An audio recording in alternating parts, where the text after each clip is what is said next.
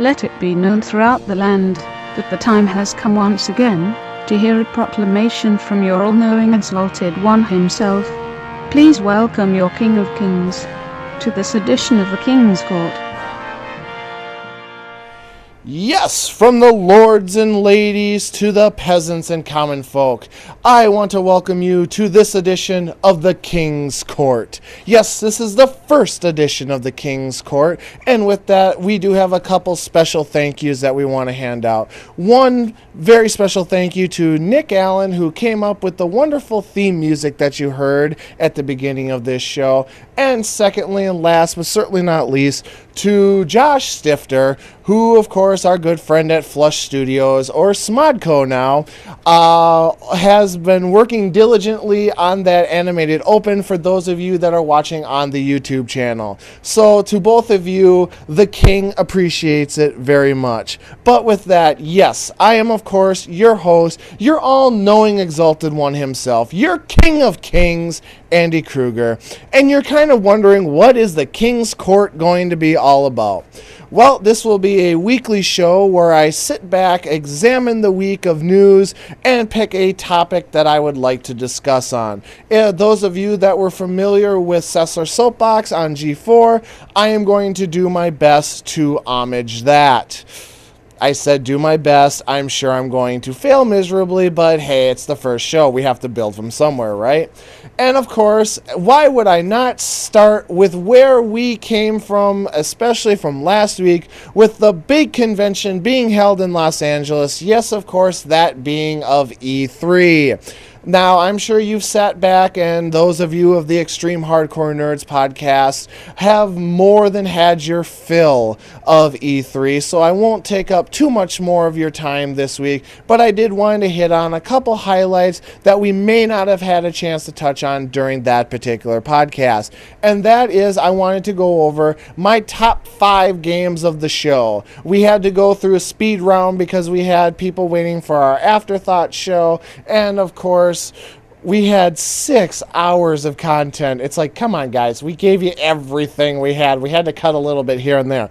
But starting us off, in at number 5, The Last of Us, Naughty Dog's exceptional return. Now, not starring Nathan Drake. Hey, that's a good thing. Naughty Dog is showing that they can take an engine, take an established feel, of a franchise, and turn it around and do something wonderful. The Last of Us is looking to be a terrific game set in the post-apocalyptic world, ironically enough, spun off or inspired by BBC's Planet Earth, where I don't remember the exact name, but this fungi spore is known to implant itself into insects, basically turning the insect into a zombie insect, where it goes back to the hive and proceeds to do its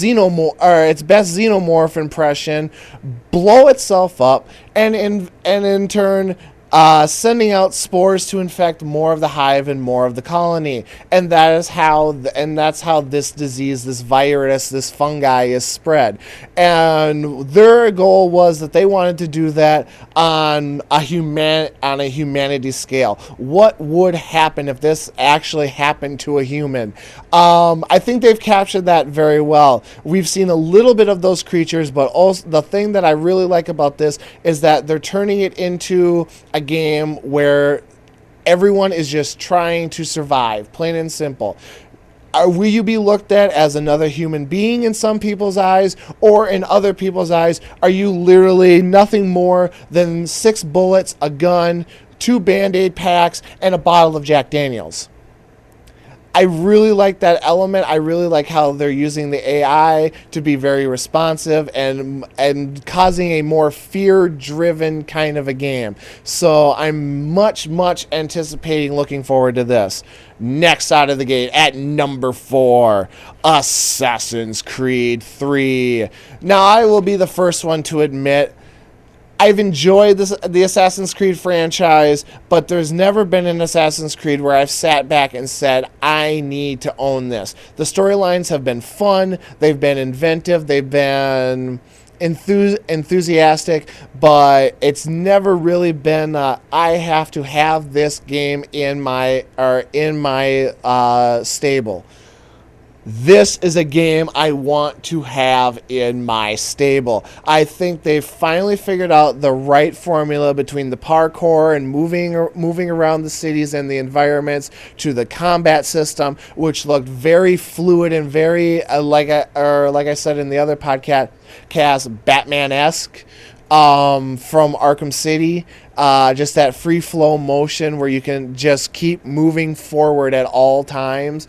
So I'm very excited to see where this goes. Plus, it will be taking place during the Revolutionary War. So they're finally coming to, I shouldn't say modern America, but they're coming to America. And no, I'm not trying to reference the bad Arsenio Hall Eddie Murphy movie from the 80s.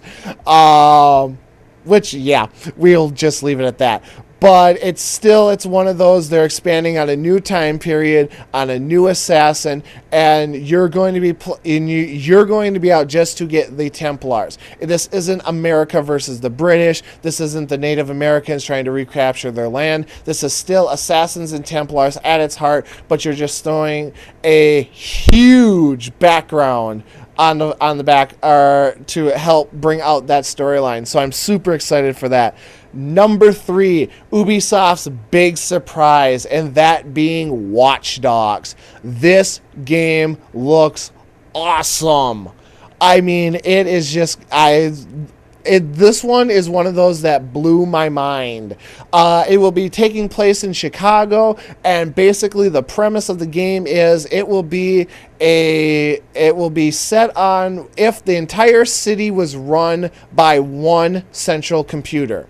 Your water, your transportation, your electricity, your street signs or your street lights, your cell phones, anything that is networked into this central hub will be at your disposal for however you see fit you want to use it.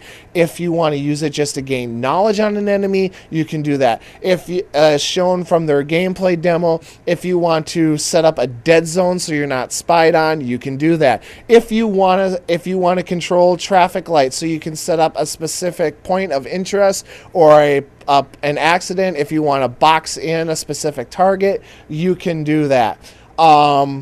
Just the possibilities of where this game is going to go, and the fact that they're saying it's not current, but it's futuristic enough where it could take place right now, leaves me very excited to see what this game is going to or what is going to be. I'm projecting right now this is probably going to be a holiday 2013 release. It's supposed to be on our current generation of consoles, so it will be on the PS3, it will be on the 360, it's supposed to be on the Wii U. I'm not going down that road. If you want to hear what our thoughts on the big three were, listen to the other podcast. But this is a game that, again, has me super, super excited for a new franchise, a new IP, something that I haven't experienced yet.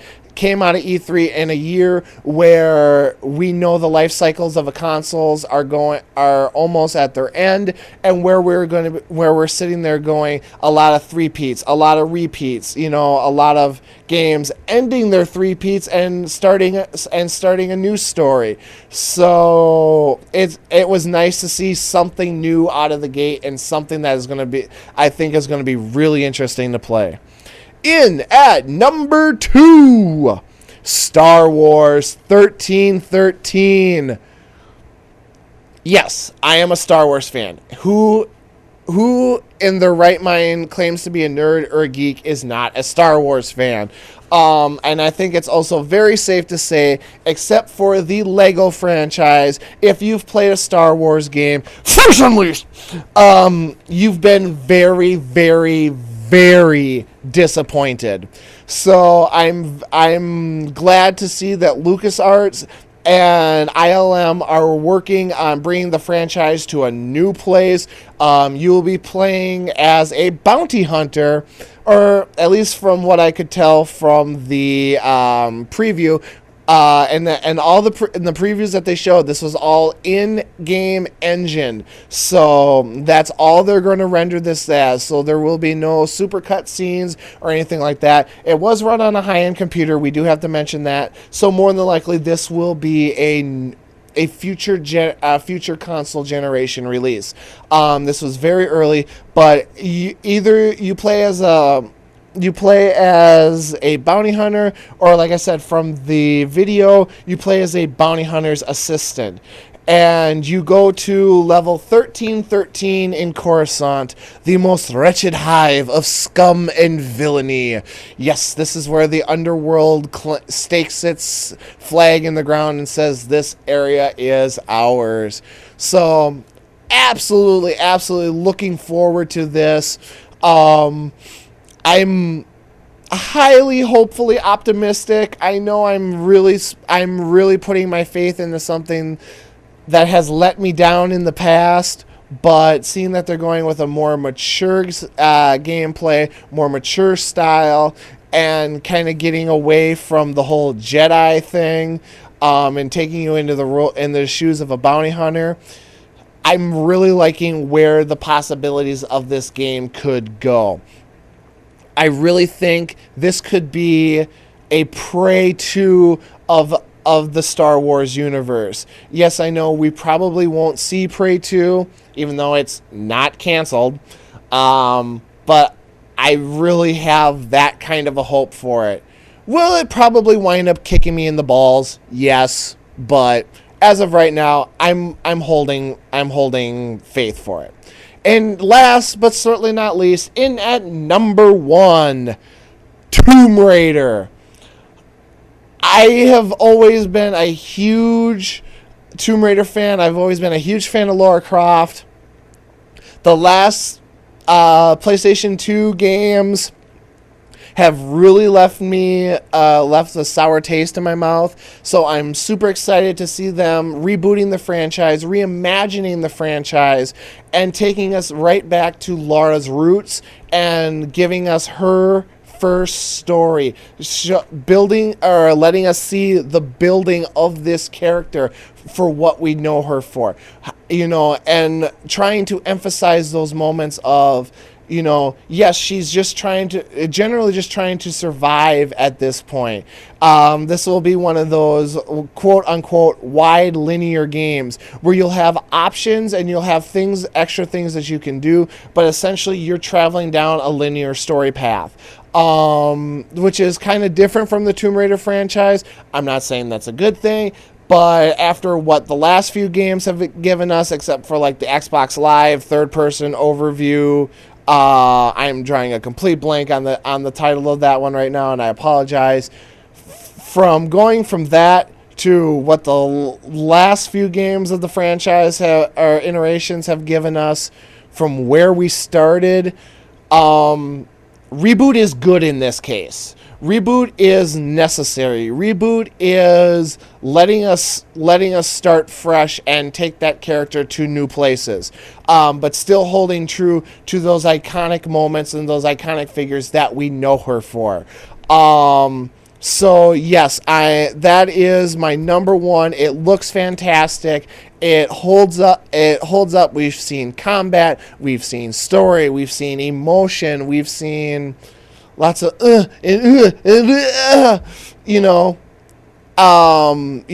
desperately trying to survive. I know those were horrible sound effects. I'm trying to get over it, but really looking forward to Tomb Raider. That was my game of the show, and easily having to wait until next March to finally get my hands on it. You bastards. But with that, the king has now decreed those are your top 5 games from the 2012 edition of E3. So with that, I bid you a fond adieu for this edition of the King's Court. Make sure you come back next week, as I will be tackling another new topic, and who knows what it could be. Could it be that gay superheroes are invading our comic books? Could it be the possibility of where to start with a Justice League movie? Could it be that I sat back and played nothing but Lego Batman 2 for the last few hours, and that's all I want to talk about? We'll see. But for all that and so much more, thank you for this inaugural show of the King's Court. Yes, I have been, of course, your host, your all-knowing, exalted one, your King of Kings, Big Daddy Cool, Andy Kruger. Peace!